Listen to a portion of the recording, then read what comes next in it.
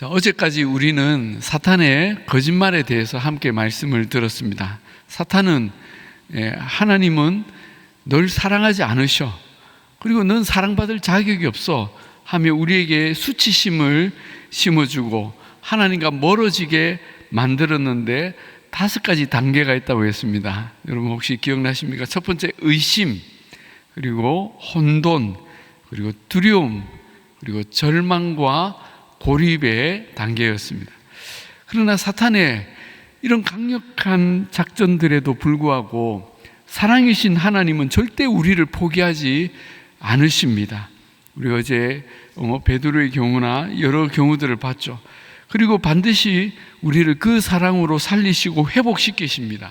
그래서 오늘은 하나님은 우리에게 어떻게 그 사랑을 나타내시는지, 이 내용도 5단계로 함께 우리가 말씀을 드리려고 합니다. 자, 첫 번째가 진리입니다. 자, 이것은 사탄의 1단계 전략인 의심과 반대되는 개념이죠. 사탄은 처음부터 거짓말을 하지만 하나님은 진리를 말씀하십니다. 거짓말은 우리를 하나님과 멀어지게 만들고 하나님의 선하심을 의심하게 하지만 진리는 하나님이 우리를 어떻게 사랑하시는지 알려주고 우리를 하나님과 더 친밀하게 만듭니다. 이 진리는 하나님의 말씀인 성경을 통해 가장 확실하게 우리에게 주십니다. 그래서 말씀을 읽을 때 우리는 하나님의 사랑을 깨닫게 되고 수치심으로 가득한 우리의 생각들을 새롭게 수정하게 되죠. 그러므로 성경을 매일 읽고 듣는 것만큼 사탄이 심어준 그 수치심의 독소를 제거하는 그런 묘약이 없습니다. 그래서 우리가 정말 하나님과 멀어지고 나는 정말 하나님께 갈 수 없어라고 느낄 때 성경을 읽으십시오. 또 내가 누구인지 잊을 때마다, 원수가 나를 공격할 때마다 이 진리의 말씀을 읽고 들음으로 우리는 내가 하나님의 사랑받는 자녀임을 재확인하게 되는 것입니다. 그래서 우리는 이 진리의 말씀을 입에서 떠나지 말게 하며 주야로 그것을 묵상해야 합니다. 그러므로 우리는 하나님의 말씀에서 적어도 몇 구절을 암송하는 것이 좋습니다. 우리가 말씀을 암송하는 것은 마치 다윗이 주머니에 돌멩이를 한 5개 정도 넣고 다녔던 것과 같습니다. 언제든 원수가 우리를 공격할 때, 우리의 마음을 넘어뜨리려 할 때 즉시 꺼내서 사용하는 유용한 무기가 바로 암송입니다. 김 집사, 너 실패자야. 네가 잘하는 게 도대체 뭐가 있어? 하며 막연한 거짓말로 우리의 수치심을 자극할 때 조금만 기다려, 우리 목사님께 물어볼게, 이렇게 하는 게 아니라 이 진리의 돌멩이를 즉시 꺼내어서 던지는 것입니다. 사탄아, 하나님의 말씀은 내가 그리스도 안에서 모든 것을 할 수 있다고 했어. 하나님을 사랑하는 자, 곧 그 뜻대로 부르심을 입은 자들에게는 모든 것이 합력하여 선을 이룬다고 했어. 나는 실패한 것이 아니라 하나님의 선을 이루기 위해서 순종하고 있는 거야 라고 그 자리에서 던져야 합니다. 그래야 우리가 그 의심의 단계에서 바로 벗어날 수가 있죠. 혼돈까지 가지 않는 것입니다. 우리가 그렇게 말씀의 암송으로 그 돌을 던질 때 거짓은, 그 골리앗 같은 거짓은 거짓말처럼 쓰러지죠. 그럴 때 우리는 의심의 단계, 혼돈의 단계로 가지 않는 것이죠. 그리고 우리는 이 말씀을 통해 하나님이 나를 어떻게 사랑하시는지 진리의 말씀을 듣게 됩니다. 자, 2번째 단계는 명료함입니다. 명료함. 하나님께서 우리에게 사랑을 나타나실 때에 사탄의 2번째 전략 뭐죠? 혼돈이죠. 우리를 헷갈리게 그렇게 말씀하시지 않습니다. 애매하게 하지 않으십니다. 너희가 하는 거 봐서 이 사랑이 오래 갈지 취소될지 모르겠다, 뭐 이렇게 하지 않으시죠. 하나님은 분명하게 말씀하십니다. 그래서 우리는 하나님의 사랑이 얼마나 확실한지를 우리는 알게 되죠. 로마서 8장 38절 39절 말씀인데 제가 쉬운 성경 버전으로 이렇게 가져왔습니다. 왜냐하면 여기 첫 번째 단어가 중요하거든요. 나는 확신합니다. 우리 한번 이 부분만 읽을까요? 시작. 나는 확신합니다. 네, 나는 확신합니다. 왜냐? 죽음이나 생명이나 천사들이나 하늘의 권세자들이나 현재 일이나 장래 일이나 어떤 힘이나 가장 높은 것이나 깊은 것이나 그 밖에 어떤 피조물이라도 우리를 우리 주 그리스도 예수 안에 있는 하나님의 사랑에서 끊을 수 없느니라. 이 말씀을 확신하면서 읽게 되면 우리 안에 또 확신이 생기는 거죠. 그렇다면 하나님께서 이 사랑을 어떻게 확신시켜 주십니까? 첫 번째는 말씀이죠. 물론 말씀을 읽고 들을 때 우리는 그 사랑을 확신하게 됩니다. 두 번째는 예배 가운데, 주님을 경배하는 가운데 하나님의 사랑을 확신시켜 주시기도 합니다. 여러분 경험해 보지 않으셨습니까? 우리가 하나님, 제가 이렇게 하나님 사랑합니다 하고 찬양하고 기도를 하는데 우리가 고백하지만 거꾸로 하나님의 사랑이 우리에게 막 부어지는 그런 경험을 하기도 합니다. 내가 너무 힘들고 정말 어려운 중에도 그렇게 찬양하고 예배할 때 하나님이 살아계시고 지금 나와 함께 하시구나, 그것을 가르쳐 주십니다. 또 그리스도의 몸된 지체들을 통해 하나님의 사랑을 확신시켜 주십니다. 형제 자매들의 사랑과 그 섬김, 위로와 격려를 우리가 종종 받죠. 그럴 때 우리는 내가 뭐라고 이런 사랑을 받나 할 수 있는데, 우리가 돌이켜보면 하나님의 사랑이 그분들을 통해서 나에게 전달되고 있음을 우리는 깨닫게 됩니다. 하나님이 이분들을 통해 나를 사랑한다는 걸 보여주시구나. 네 번째는 기도의 응답을 통해 하나님의 사랑을 확신하게 됩니다. 정말 절망적인 상황에 도무지 길이 없다고 정말 주저앉을 수밖에 없는 그 상황에 기도를 하는데 놀랍게 기도가 응답이 되는 거예요. 하나님으로 밖에는 설명이 안 되는 그 기적이 기도의 응답으로 나타나는 그때를 우리가 경험하지 않습니까? 그때 하나님의 사랑을 확신하게 됩니다. 시편 37편 4절에 또 여호와를 기뻐하라, 그가 내 마음의 소원을 내게 이루어 주시리로다 하셨습니다. 우리가 하나님을 기뻐하고 간구할 때 우리 안에 그 놀라운 소원을 이루어 주시는 것이죠. 자, 하나님이 사랑을 우리에게 보여주시는 큰 세 번째는 자신감입니다. 우리 한번 따라합시다. 자신감. 이것은 두려움과 반대되는 개념이죠. 이 자신감은 자신을 신뢰하는 마음이라는 뜻으로 자신감이 아닙니다. 두려움과 반대되는 개념의 당당함, 담대함을 의미하죠. 하나님의 사랑은 우리의 어떤 실패나 세상의 평가에도 두려워하지 않고 하나님 앞에 우리를 담대하게 나아가게 만듭니다. 히브리서 4장 16절 말씀 우리가 잘 알죠. 그러므로 우리는 긍휼하심을 받고 때를 따라 돕는 은혜를 얻기 위하여 은혜의 보좌 앞에 담대히 나아갈 것이니라 하셨습니다. 두려워해서 우리가 하나님으로부터 멀어지게 사탄은 우리를 공격하지만 하나님이 주시는 담대함은 그 은혜의 보좌 앞에 나아가게 합니다. 여러분, 은혜의 보좌는 하나님이 계신 자리입니다. 그런데 어떻게 그 하나님의 보좌 앞으로 감히 담대히 나아가게 합니까? 이 자신감은 도대체 어디서 온 것입니까? 물론 신학적으로 설명할 수 있습니다. 예수님께서 십자가에서 죽으심으로 하나님의 보좌를 가로막고 있던 그 성소의 휘장이 찢어졌고, 그래서 우리 죄인이 하나님 앞에 나아갈 길이 열렸다는 뜻이고, 우리는 다 만인 제사장으로 그 신분을 가지고 하나님께 나아간다, 이렇게 설명할 수 있습니다. 맞아요. 우리는 그런 신학적인 그 근거를 우리는 알고 있습니다. 그러나 하나님은 이 대목에서 우리가 그렇게 군사 분계선을 넘듯이 그런 딱딱한 그런 조건 안에 나아가는 담대함을 말씀하는 것이 아닙니다. 이 말씀은 훨씬 더 감격스러운 기쁨을 가지고 있습니다. 제가 예전에 우리 교회에 교육 전도사로 일을 할 때, 저는 그때 구수동에 살았는데 방학 때에는 매일 출근을 했습니다. 하루는 저희 아이들이, 그때는 아주 어렸죠. 엄마와 함께 저희의 퇴근 시간에 맞춰서 교회로 온 적이 있었습니다. 아마 저녁에 어디를 같이 가기로 했던 것 같습니다.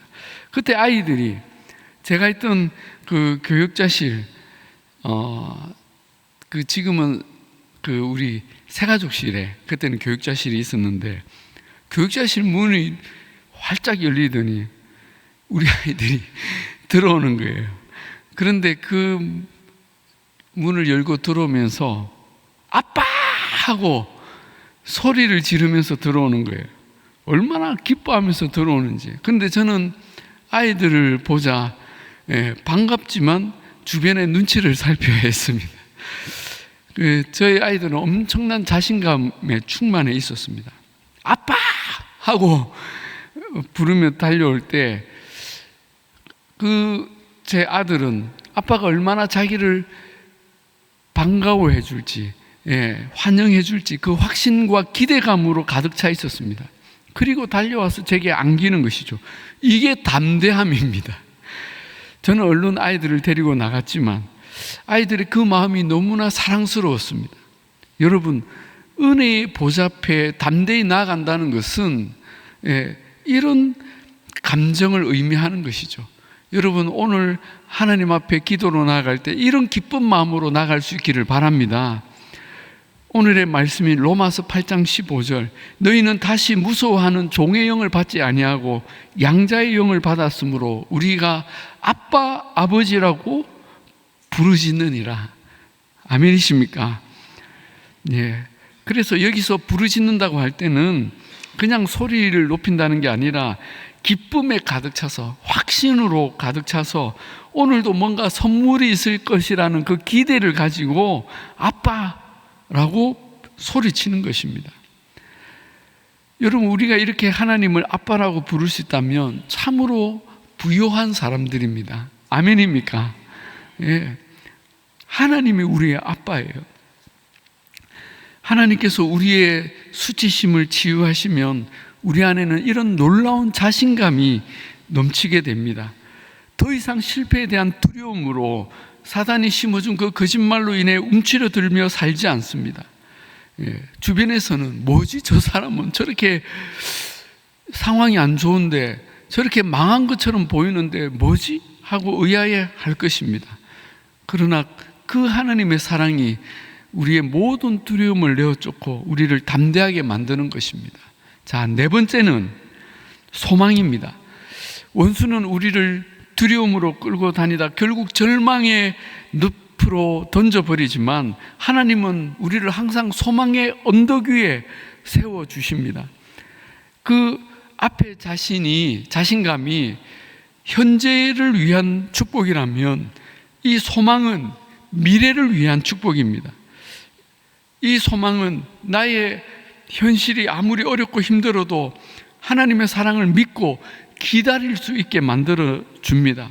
이 소망은 나의 과거가 아무리 실수와 실패의 연속이었다고 하더라도 끝까지 주님을 신뢰하고 다시 그 부르심의 자리에 서 있을 수 있게 만들어 준다는 것입니다. 그래서 소망이 있는 사람은 절망과 우울이 아닌 평안과 기대가 넘치게 되는 것이죠. 소망이 있는 사람은 고통 중에서도 그분의 사랑 안에서 안식하는 마음을 가지게 됩니다. 이것은 세상이 이해할 수 없는 평안입니다. 도무지 고통을 겪고 있는 사람이 맞나? 저 사람이 암에 걸린 사람이 맞나? 지금 저 시험에 떨어져서 지금 슬퍼하고 있을 사람이 맞나? 이렇게 보게 되는 것이죠. 시편 62편에 이 소망의 마음을 잘 표현하고 있습니다. 나의 영혼아 잠잠히 하나님만 바라라. 하나님만 바라라. 기다리라는 것이죠. 왜입니까? 무릇 나의 소망이 그로부터 나오는도다. 그로부터 나오는도다. 그렇습니다. 우리가 하나님의 사랑을 확신하지 못하면 절대 기다릴 수가 없겠죠. 안절부절하며 나는 어떻게 될까?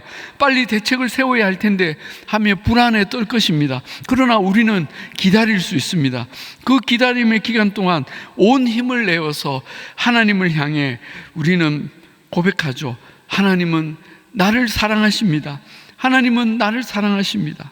하나님, 제 소망을 이루어 주실 줄 믿습니다. 그럴 때 하나님이 말씀하시죠. 그래 아들아, 딸아, 너는 나의 약속을 믿고 기다려라. 너의 노력을 이제 멈추고 잠잠히 기다려라. 너의 상황이 아무리 절망적이어도 너는 내가 하는 일을 보거라. 우리가 소망 중에 기다릴 때 하나님은 우리 삶에 놀라운 일을 행하실 것입니다. 주님은 우리가 기대했던 것보다, 상상했던 것보다 훨씬 크고 놀라운 일을 이루십니다. 우리 그 하나님을 믿으시기 바랍니다. 마지막 5번째는 친밀함입니다.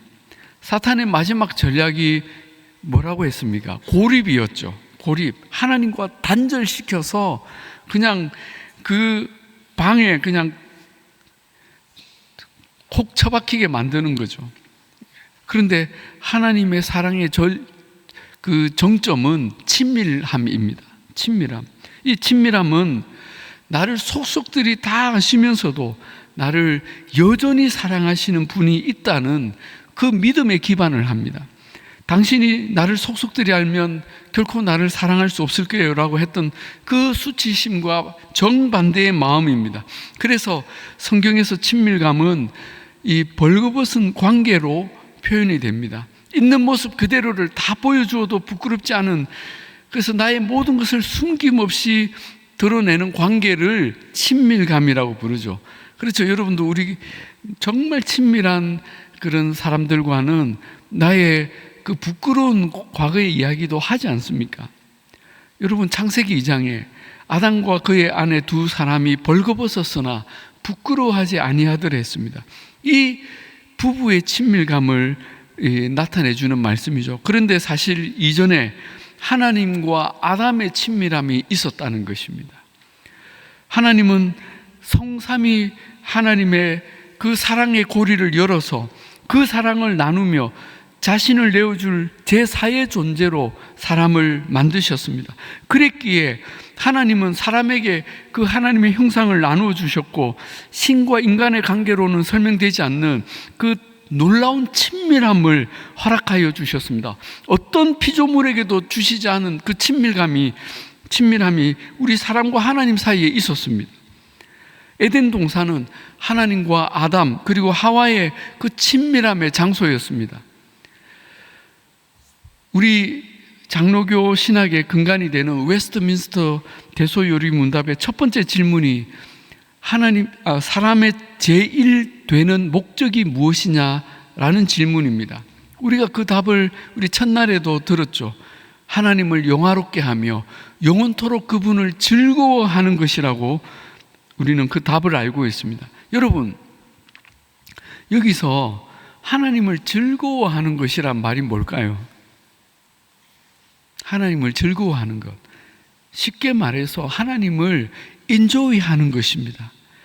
하나님께서 인간을 지으시고 가장 중요한 목적이라고 말씀하시는데, 너희는 나를 인조이하여라, 나를 즐기거라, 그렇게 하시는 겁니다.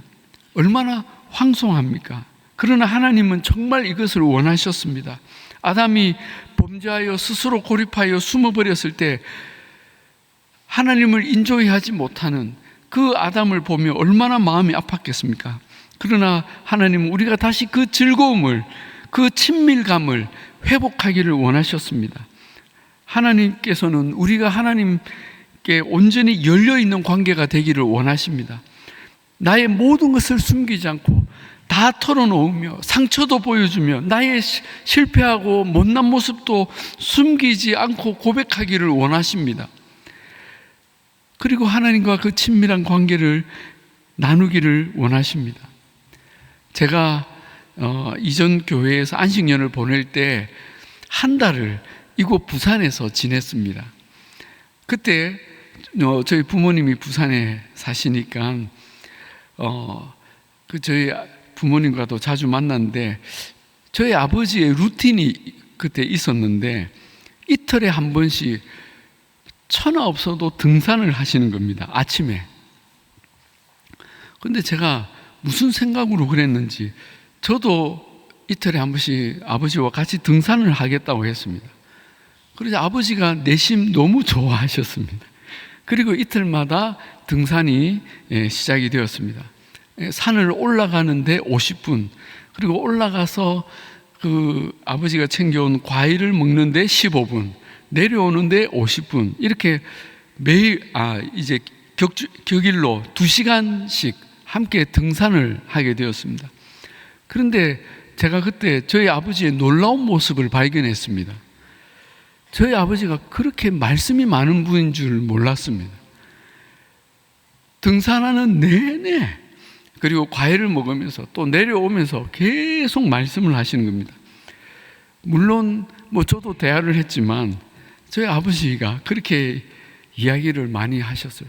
저희 어머니는 늘 네 아버지는 저렇게 입을 꾹 닫고 말을 안 한다고 저에게 하소연을 하셨는데 사실은 그렇지 않았습니다.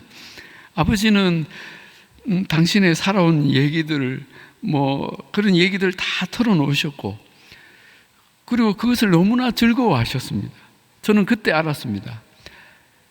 아버지께서 아들과 단둘이 보내는 그 시간이 아버지에게는 너무나 소중하고 행복하셨던 것입니다. 사랑하는 여러분, 우리 하나님 아버지께서 우리와 이런 친밀함을 나누기를 원하십니다.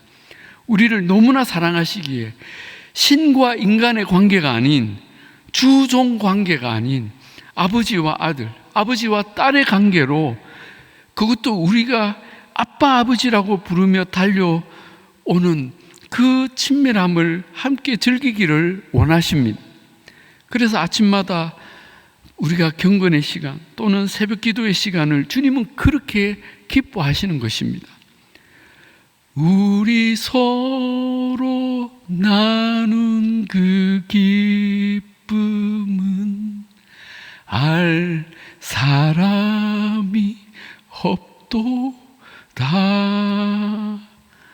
놀라운 이 사랑의 기쁨, 그 친밀함의 기쁨을 온전히 누리시는, 즐기시는 저와 여러분이 다 되시기를 우리 주님의 이름으로 축복합니다.